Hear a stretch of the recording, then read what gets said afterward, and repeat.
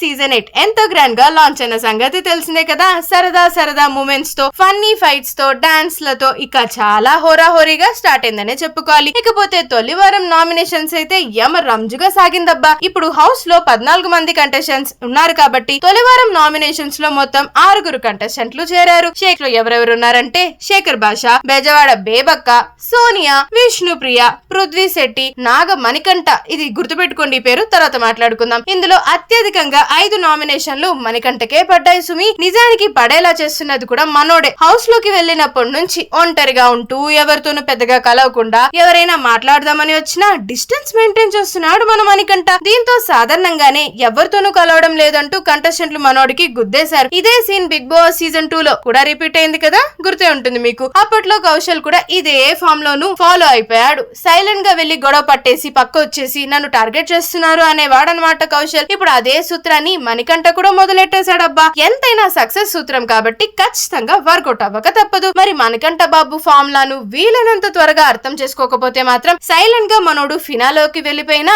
ఆశ్చర్యపోనక్కర్లేదు. ఎంతైనా sentiment game అంటే ఆ మాత్రం ఉంటది కదా. మరి ఈ వారం మీరు ఎవరిని ఎలిమినేట్ చేయాలనుకుంటున్నారు? అవును, మీరెవరికి వచ్చేసారు? మీ ఫేవరెట్ కంటెస్టెంట్ ఎవరు? కింద కామెంట్స్ రూపంలో మాతో షేర్ చేయడం మాత్రం అస్సలు మర్చిపోతే. అలానే నిరంతరం Bigg Boss season 8 exclusive updates కోసం వెంటనే మన ఛానల్ అయిన మోస్ట్లీ తెలుగుని సబ్స్క్రైబ్ చేసేసుకోండి.